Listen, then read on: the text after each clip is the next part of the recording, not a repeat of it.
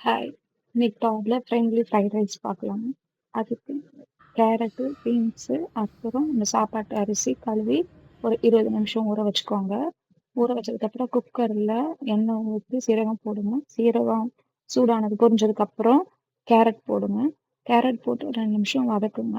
வதக்கிட்டு அதுக்கப்புறம் பீன்ஸ் சேர்த்துக்கோங்க. பீன்ஸும் சேர்த்து ஒரு 2 நிமிஷம் வதக்குங்க.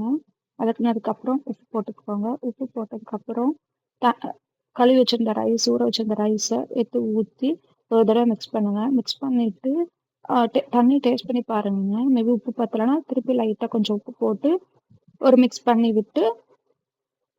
விட்டுருங்க. விட்டுட்டு 3 விசில் விடுங்க. 3 விசில் விட்டதுக்கு அப்புறம் பார்த்தீங்கன்னா நல்லா ரைஸ் வந்து உதிரி உதிரியா நல்லா இருந்தது. இதை நம்ம ஸ்பைசி எதுவுமே சேர்க்கல. பட்டை, கிராம்பு அதெல்லாம் எதுவுமே சேர்க்கல. ஸோ இந்த ரைஸ் நல்லா காரமே இல்லாம வெஜிடபிள்ஸ் எல்லாம் நல்லா வெந்து சாஃப்டா இருக்கும். குழந்தைங்களுக்கு பிடிக்கும்.